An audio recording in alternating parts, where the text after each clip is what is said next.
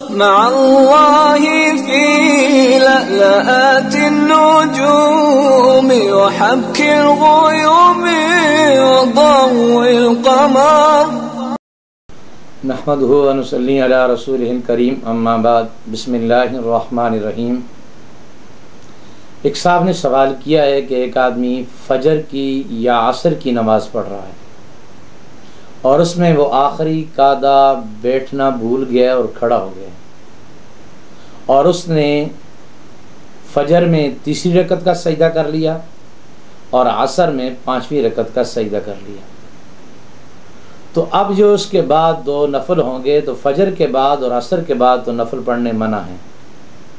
تو کیا یہ نماز کے لیے دو نفل ہو جائیں گے؟ اس کا جواب یہ ہے، چونکہ قعدہ بیٹھا نہیں، فجر میں تیسری رکعت کا سجدہ کر لیا، عصر میں پانچویں رکعت کا سجدہ کر لیا، تو لہٰذا ان کے فرض باطل ہو گئے۔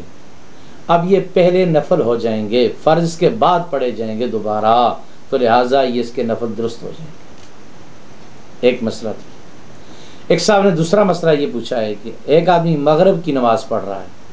اور مغرب کی تیسری رکعت کے بعد بیٹھنے کے بجائے کھڑا ہو گیا ہے، اور کھڑا ہو کر اس نے چوتھی رکعت کا سجدہ کر لیا ہے، اب کیا یہ اس چوتھی رکعت کے ساتھ ایک رکعت اور ملائے گا کہ نہیں؟ اس مسئلے کا جواب یہ ہے، جب مغرب کی نماز پڑھنے والا قعدہ اخیرہ بیٹھنا بھول گیا اور چوتھی رکعت کا سجدہ اس نے کر لیا، تو اب یہ ایک ہی رکعت اس کے بعد چوتھی پڑھے گا، چوتھی رکعت کے سجدوں کے بعد بیٹھ جائے گا، اور بیٹھ کر جو ہے نا وہ تحیات پڑھ کے سجدہ سہو کر کے تو نماز مکمل کرے گا، کیونکہ اس صورت میں اس کی 4 رکعتیں ہو جائیں گی، چاروں نفل ہو جائیں گی۔ اگر چوتھی کے ساتھ پانچویں میں رہے گا تو یہ کل نماز نفل 5 ہو جائیں گے، اور نفلوں میں طاق عدد نہیں ہے، نفل ہمیشہ جفت ہوتے ہیں۔ اس دوسرے مسئلے کو ذرا پھر دوبارہ سمجھ لیجئے۔ ایک آدمی نے مغرب کی نماز پڑھی، تیسری رکعت میں قعدہ بیٹھنے کے بجائے کھڑا ہو گیا اور چوتھی رکعت کا سجدہ کر لیا، اب اس کی رکعتیں ہو گئی ہیں 4،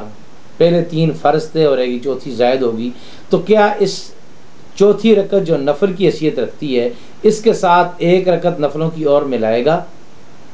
تو یہاں نہیں ملائے گا، کیوں کہ پہلے اس کے فرض باطل ہو چکے ہیں، وہ 3 بھی نفل بن چکے ہیں، یہ چوتھی رکعت بھی نفل بن جائے گی اور 4 نفل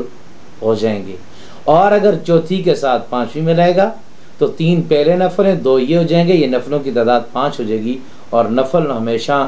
جفت ہوتے ہیں، نفل طاق نہیں ہوتے۔